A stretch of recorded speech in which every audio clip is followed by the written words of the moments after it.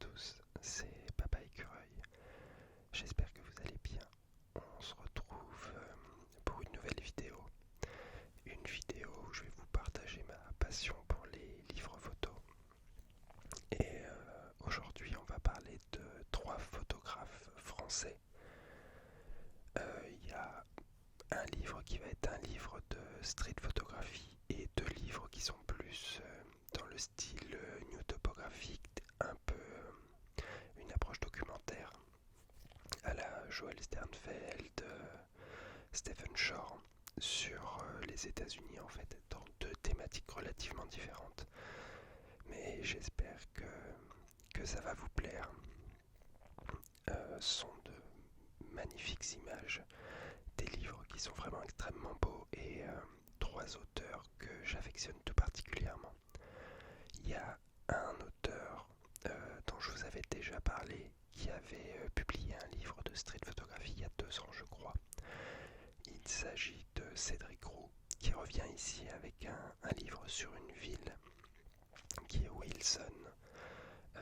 C'est une ville américaine et on expliquera plus en détail le pourquoi du comment et la thématique du livre. Ensuite, il y a Philippe Blaillot qui est un photographe parisien, enfin de la région parisienne du moins, et qui a photographié les décors américains entre guillemets, mais avec une approche française. Enfin, c'est pas les mêmes images que celles qui auraient été faites par un américain. Enfin, c'est ça qui est beau aussi. Et le dernier livre, ce sera Halogène, Marseille, de Pierre Bellassène. Pierre Bellassène qui est un photographe qui est né à Paris, je crois, et en fait a déménagé il y a une quinzaine d'années à Marseille et il vit toujours. Et en fait, il a photographié la ville de Marseille et il en livre un portrait extrêmement poétique, extrêmement touchant, une preuve d'amour à la ville en fait. Donc voilà, on va passer sur ces 3 livres et dans un premier temps, j'espère que vous allez bien. Je sais pas si je l'ai dit au début, mais autant ça coûte pas très cher de le redire. Et on va s'abonner. Si on n'est pas abonné, je pense que c'est pas trop mal. Désolé s'il y a une sorte de raccord qui est pas super carré là. En fait, je suis un petit peu malade et j'ai pris des médicaments juste avant de tourner la vidéo. Sauf que visiblement, il y a un médicament qui est assez costaud et je l'avais pas bien avalé. Et donc en fait, d'un seul coup, ça s'est mis à me brûler dans la gorge. C'était pas très agréable, donc j'ai dû partir en urgence pour boire pas mal d'eau pour faire passer tout ça. Donc je disais, on va partir sur ces 3 livres. Je pense qu'on va commencer par Halogène de Pierre Bellassène, parce que c'est un livre de street photo et qu'on va commencer par ça. Ça parle de la France en plus, donc on va commencer par parler de la France. Dans un second temps, on parlera d'American Decorum de Philippe Blaillot. Et enfin, pour terminer, Before Rebirth de Cédric Roux. Donc voilà, je vous laisse. On va commencer par Halogène de Pierre Bellassène. Et donc commençons avec ce premier livre, Marseille Halogène par Pierre Bellassène. Et je trouve ça très beau, vous ne voyez pas, mais il y a une petite texture. Je pourrais essayer de faire du trigger dessus. D'ailleurs, il y a des orages en même temps, on est en alerte orange là. Donc autant vous entendez les triggers orages. Donc cette couverture, je la trouve magnifique. Ce orange, c'est un trigger visuel.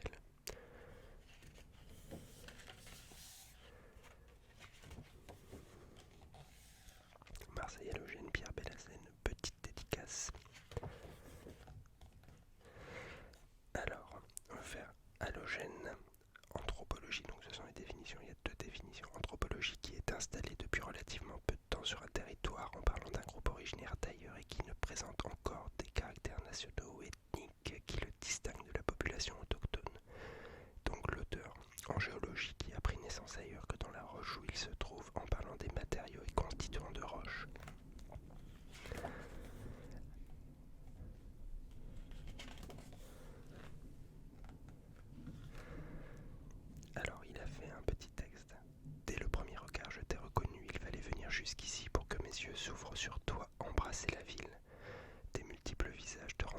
inépuisable. Peut-être est-ce pour cette raison que tant de clichés te dépeignent. Ce que l'esprit ne comprend pas, il l'explique, mais Marseille est inexplicable. Terre nouvelle où tout est contraste, cité indéchiffrable et profonde, les couleurs me quittent dans ton labyrinthe.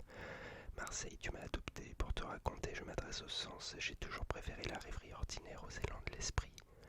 Mon regard vagabonde à la recherche d'une image, un moment qui n'est pas mon regard. Non, un moment qui n'est pas arrivé mais qui déjà disparaît. Je cherche ma distance, trop loin, trop proche, sans même lutter, je me perds au cœur de ton chaos. L'énergie phocéenne, matière inépuisable, nourrie de lumière, mais aussi de parfums, d'accents et de couleurs sensuelles, parfois lointaines, m'absorbe et me consume. La mer m'éblouit, la chaleur m'écrase, je me replie dans tes ruelles sinueuses, là où l'ombre enveloppe nos secrets, là où soufflent tes mystères. Dans ce monde en mouvement, j'impose mon silence, une danse immobile, un chant silencieux, une photographie. J'avance dans tes collines de roches ou de béton, paysage rêveur où se perdent les cris des hommes. Ici, une odyssée moderne s'écrit. Loin des vastes rues d'Ilan des autres capitales, ta richesse est ailleurs, là, dans le sourire d'un gamin, dans le parfum rageur d'une femme, dans la voix déchirée d'une âme perdue, dans les embruns que le vent arrache aux vagues. La chaleur du jour retombe doucement et je reviens vers la mer. Déjà le crépuscule efface mes souvenirs dans mes mains. Des images creusent des sillons, lignes imaginaires où bascule parfois la peur, parfois le désir. L'horizon nous contemple sous le rire moqueur des goélands. Tu es ton propre voyage et alors que mes yeux se ferment, je repense à Baudelaire. Aimer à loisir, aimer à mourir, au pays qui te ressemble.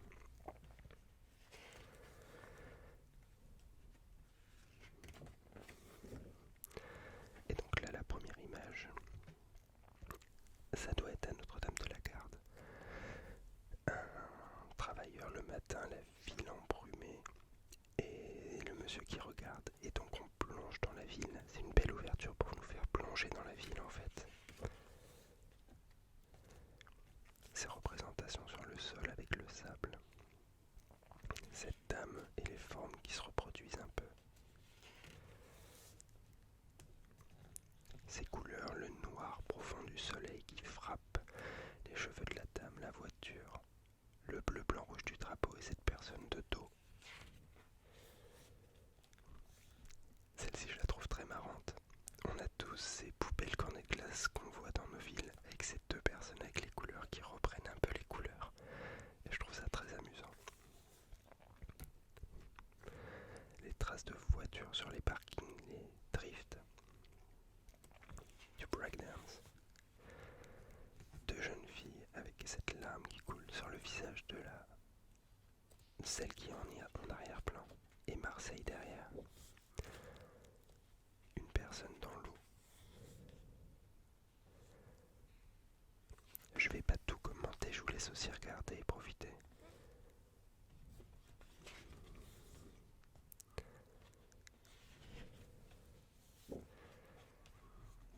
Et en fait, comme vous voyez, ce sont des images de la ville. Ça parle de ses habitants, ça parle de sa topologie, de sa géographie. Et ça parle de ce soleil qui tape extrêmement dur, dont on se cache, dont on se protège. Ça parle de Notre-Dame-de-la-Garde. Je crois que ça c'est encore un Notre-Dame-de-la-Garde. Ça me rappelle un petit peu quand on y allait. Des couleurs, toujours des couleurs. Alors je vais pas tout vous montrer, mais je vais vous amener cette petite fille qui descend avec les raies de lumière qui passent au travers du décor au-dessus. Je vais pas tout vous montrer non plus parce que bon. Mais je vais aller directement à une image que je trouve exceptionnelle. Il y en a plusieurs. Alors directement je tombe sur un enchaînement que je trouve très beau. Et c'est là où on parlait de séquence en fait tout à l'heure. Là franchement je trouve que c'est beau. Cet enchaînement de sur les rochers, potentiellement au bord de l'eau. Cette petite boîte d'emballage de frites de McDonald's. Et là la personne qui est en train de bronzer, de prendre le soleil et les deux dans une position similaire. Enfin c'est très amusant. Ce portrait je le trouve magnifique. Alors je sais pas exactement comment il l'a fait et comment la situation s'est produite, mais je trouve ça simplement splendide. Celle-ci, je trouve que ça représente bien le côté un peu, l'image qu'on a de Marseille, un peu le côté mauvais garçon, et avec ces deux tigres sur cette personne de dos. Cette image-là, je la trouve extrêmement touchante. Je sais pas dans quel état était la personne, mais il y a une sorte d'abandon total en fait. Il est là seul, exposé au soleil, torse nu, la tête un peu baissée, un peu désabusé, et il s'abandonne. Et là, cette image, en fait, ça peut paraître tout bête, une image comme ça, toute simple, on se dit, bon, bah, ça sert à rien, c'est un sac plastique qui vole. Mais pour qui est allé à Marseille, c'est en fait ce que le vent représente pour la ville quand on y est. Malgré tout, on est toujours relativement soufflé, il y a toujours du vent. Enfin, toujours, pas toujours, les Marseillais vont me porter au bûcher. Mais il y a beaucoup de vent, et juste cette image, pour moi, ça représente Marseille, ce truc de les sacs s'envolent, il y a du vent, on est un peu porté par le vent, c'est pas toujours très agréable, mais c'est très Marseille, je trouve. Ça, c'est l'image de la couverture. Sûrement une personne qui attend que le ballon retombe avec l'autre personne en arrière-plan qui est allongée. Cette photo, je la trouve exceptionnelle. Ce monsieur dans sa camionnette qui donne des graines aux pigeons, les pigeons là, et les pigeons qui s'envolent au-dessus. Enfin, c'est extrêmement poétique en fait, comme ça, en bord de mer directement. Je trouve ça extrêmement beau, extrêmement touchant. Celle-ci également, les enfants, les adolescents qui s'amusent à se jeter, et ça doit pas être très loin du Mucem, je pense, enfin je sais pas exactement. Mais j'ai déjà vu plusieurs fois la scène se produire autour du Mucem. Et l'encadrement, les deux corps ici, la mer qui rappelle le short, et ce jeune qui saute au milieu. Enfin c'est la vie, c'est... Je sais pas, encore une fois, je trouve que ça représente bien Marseille.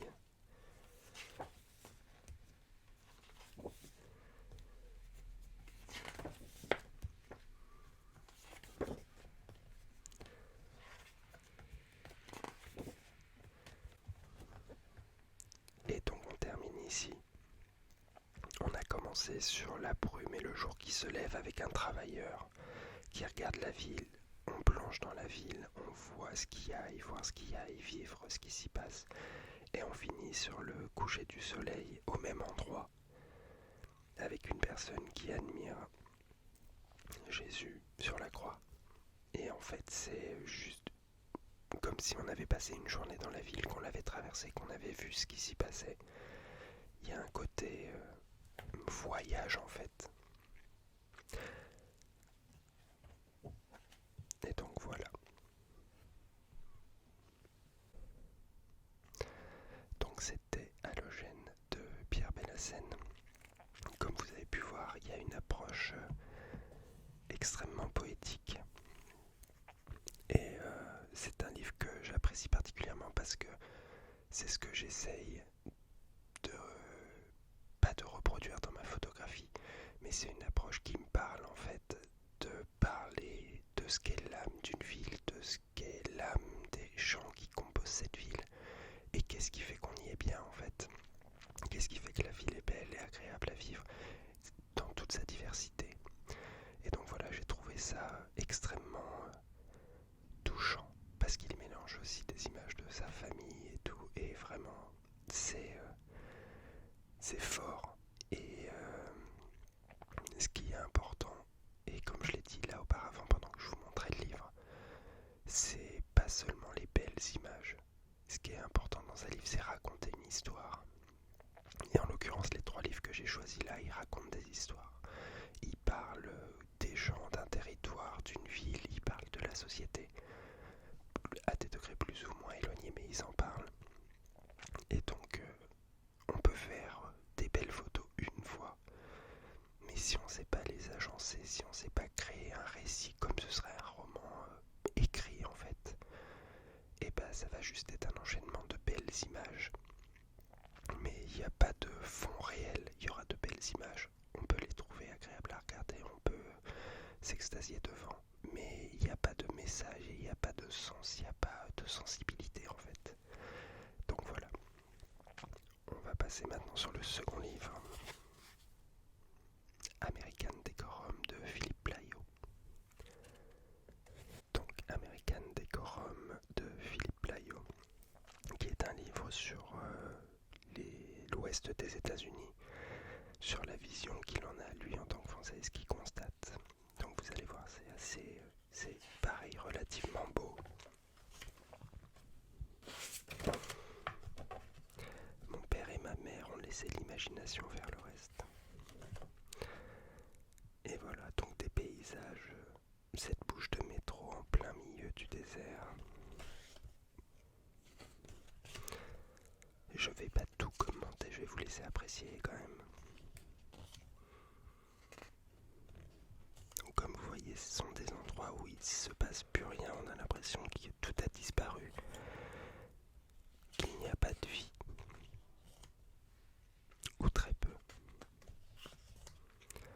Ces maisons qu'on déplace, ces avions qui font traverser le pays, c'est signe aussi de ce que sont les États-Unis, en fait, un pays où les gens se déplacent énormément et sur beaucoup de distance. Donc les ravages potentiellement du temps, potentiellement des tempêtes qu'il peut y avoir. Jésus save après cette image de destruction. C'était Amérique qui est très puritaine, très croyante. Marilyn Monroe.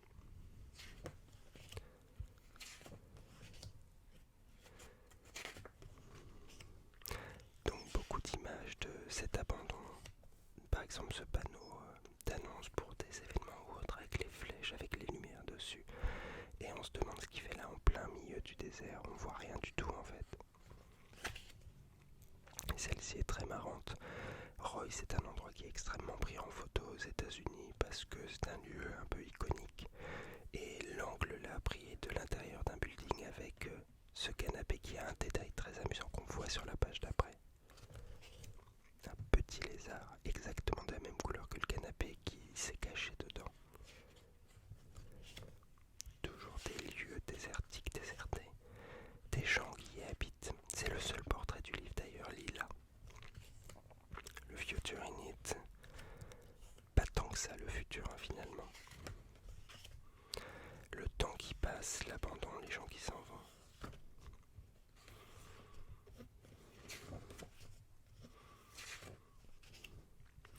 Alors retenez bien ce corbeau parce qu'il va revenir un petit peu plus tard sur une image que je trouve magistrale. Et donc voilà cette image du corbeau qui est exceptionnelle devant ce paysage vide en fait, désertique. Et ce corbeau qui passe juste devant le photographe, devant Philippe Plaillot. C'est parfait, il a dû le voir faire peut-être une fois ou deux ou trois fois le tour et toujours passer à peu près au même endroit, ou alors il s'est mis juste à côté de là où il s'était posé. Mais l'image est exceptionnelle. Enfin, à voir comme ça, pleine image, ce corbeau et le paysage derrière, enfin, c'est splendide. Et c'est la dernière image du livre. Avec ici tous les lieux, donc il y en a beaucoup, vous voyez, en Californie, au Texas, à Amarillo, Las Vegas, le Nouveau-Mexique, ouais, Tennessee. Donc vraiment un très beau livre, pareil, qui parle de ce que sont les États-Unis, pour un Français en l'occurrence. Donc American Decorum de Philippe Plaillot. J'espère que ça vous a plu. Encore une fois, j'aime ces images, j'aime ce que ça raconte des États-Unis, ce que ça raconte des États-Unis à travers le regard d'un Français en fait, qui n'aura pas la même approche ou la même vision qu'un Américain. Un Américain, pour lui, potentiellement, tout ça c'est du quotidien, c'est ce qui l'entoure, c'est ce dans quoi il a grandi.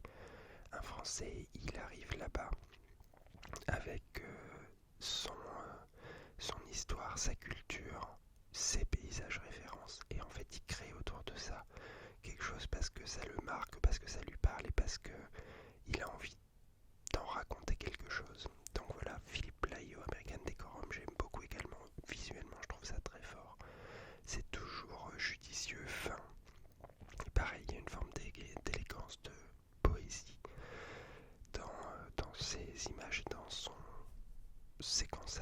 d'image. Et on va passer maintenant à Cédric Roux avec Before Rebirth. Et maintenant Before Rebirth de Cédric Roux. Alors pour expliquer le contexte, en fait Cédric a été invité en résidence à Wilson. Wilson qui est une petite ville américaine mais qui est très vivante de par son centre pour la photographie et pas mal de résidences au cours de l'année, des expositions. Et donc voilà, c'est en Caroline du Nord. Wilson, c'est une ville qui est à 1 heure de route au sud-est de Raleigh. Alors, je vais pas dire les noms, qui est la capitale de Caroline du Nord. Et en fait, il a été invité là-bas pour effectuer une résidence d'1 mois. Et cette résidence a coïncidé avec l'année passée le décès de son papa. Et en fait, quand il est arrivé là-bas à Wilson, les gens lui ont dit: tu vas voir, la ville, elle est en train de renaître en fait. Et ça va beaucoup mieux, c'est beaucoup plus vivant. Et en fait, il a vécu ça lui aussi en parallèle, un peu comme une renaissance, comme une acceptation par rapport à la disparition de son père. Et donc en fait, tout le livre s'articule autour de ça, autour de la renaissance. Lui, en fait, ce qu'il a constaté sur place, c'est que effectivement, il y avait une sorte de marche qui était mise vers l'avant. Mais pour autant, il y avait encore beaucoup de choses qui n'allaient pas et qui n'étaient pas encore relancées. Et donc voilà, il a fait ces images sur cette thématique de renaissance de la ville. Je vais expliquer un peu peut-être. Là, le stop délavé. Et là, en fait, c'est quelqu'un qui part pour courir, donc qui renaît, qui repart. Et donc, on part sur les images de la ville. Un premier portrait. Alors, je ne sais pas si c'est un agent municipal ou un policier, en fait. Un portrait devant sa maison. Et en fait, aux États-Unis, il y a vraiment. Est-ce que Cédric m'expliquait cette distinction? Alors, il m'a pas expliqué ça, mais il m'a expliqué ce que je vais vous dire ensuite. Il y a vraiment, malgré tout, du communautarisme. Enfin, il y a des vraies séparations entre les populations blanches, les populations afro-américaines. Et il y a ça aussi à Wilson, et c'est symbolisé par la ligne de chemin de fer qui apparemment sépare en fait la ville en deux. D'un côté la partie plus blanche et de l'autre côté la partie pour les Afro-Américains, qui est beaucoup plus pauvre en fait. On voit des bâtiments qui sont abîmés, les peintures sont en fin de vie. Et là voilà, c'est ce que je vous expliquais. Au centre, il y a cette voie de chemin de fer qui sépare la ville en fait. Alors ça ne veut pas dire qu'ils n'ont pas le droit de passer d'un côté à l'autre, évidemment que non. Mais malgré tout, ça sépare la ville. Voilà les choses qui sont à vendre, un peu à l'abandon. Après, Cédric est aussi un photographe très visuel et ses images tiennent très bien seules, je trouve.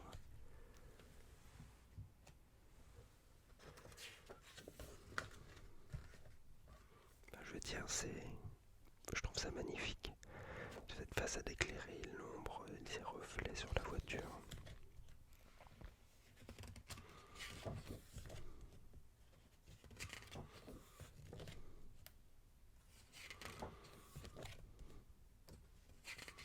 Ces portraits. Ce sol qui est abîmé. Des parkings vides de supermarchés avec juste les quartiers renversés.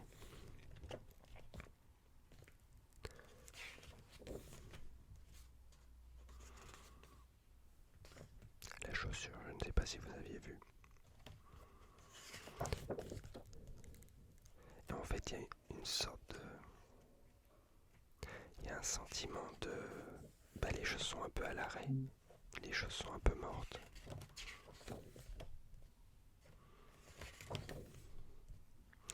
Et on commence à revoir un peu du mouvement avec des gens qui arrivent, qui montent.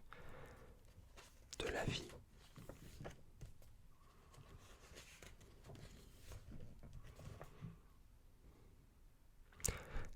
exemple est très belle avec ce bâtiment éclairé, et en fait là on voit écrit Hope, et apparemment c'était Hope, l'espoir avec un H, mais le H était éteint, ce qui est assez ironique. Cette photo d'une cérémonie, je la trouve extrêmement belle, il y a des personnages de partout, tous dégagent bien avec celui-ci au milieu. Et c'est la vie, un peu la Renaissance encore une fois. Même si on a un sentiment de vieux, de choses qui sont là depuis un moment, qui n'ont pas bougé. Et voilà, la Renaissance, le printemps, l'automne.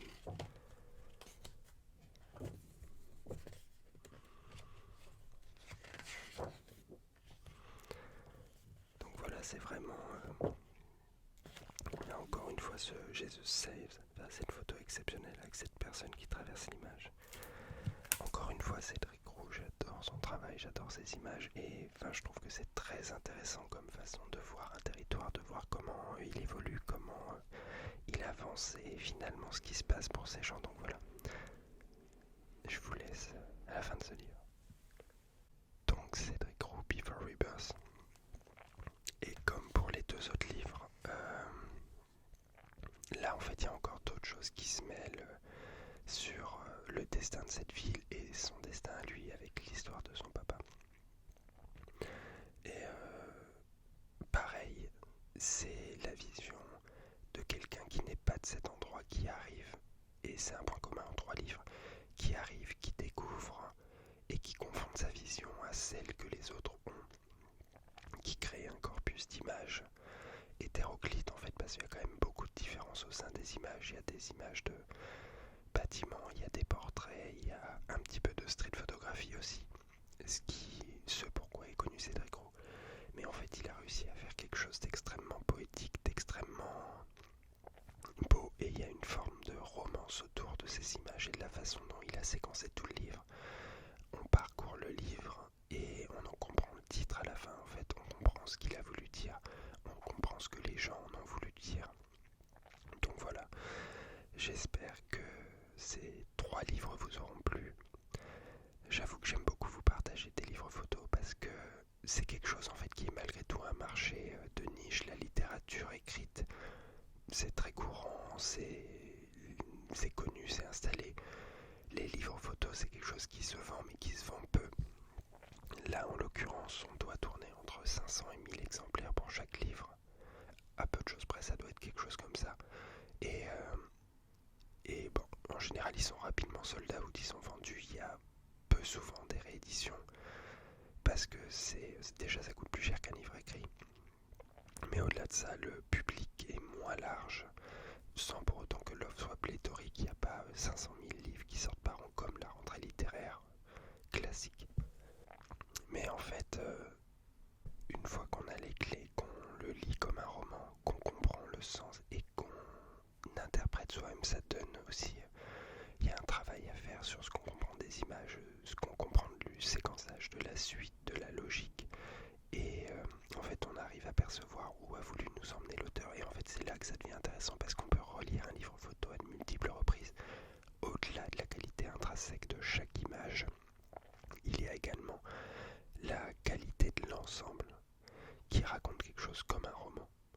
Et en fait, c'est ça qui est magnifique, c'est ça que j'apprécie. Et faire des images pour faire des images, c'est très bien. Mais en fait, la finalité, c'est déjà une production réelle, sortir des écrans, sortir des supports, que ce soit des pellicules ou des cartes SD en fait, et en faire quelque chose, en créer un objet qui parle à tout le monde et qui élargisse en fait la portée du propos. Donc voilà, je vous invite à vous renseigner si ça vous intéresse évidemment, mais j'espère que ça vous aura plu. C'est des vidéos que j'apprécie vraiment faire parce que j'aime partager, et voilà, je vous embrasse. Je vous souhaite de passer une bonne soirée et une bonne journée si vous regardez le lendemain. Vous pouvez évidemment regarder le lendemain, moi je m'y oppose pas. Vous n'êtes pas obligé de cliquer pile à l'heure. Si vous le faites, c'est mieux pile à 20h15 tel jour, parce que l'algorithme il aime bien, et l'algorithme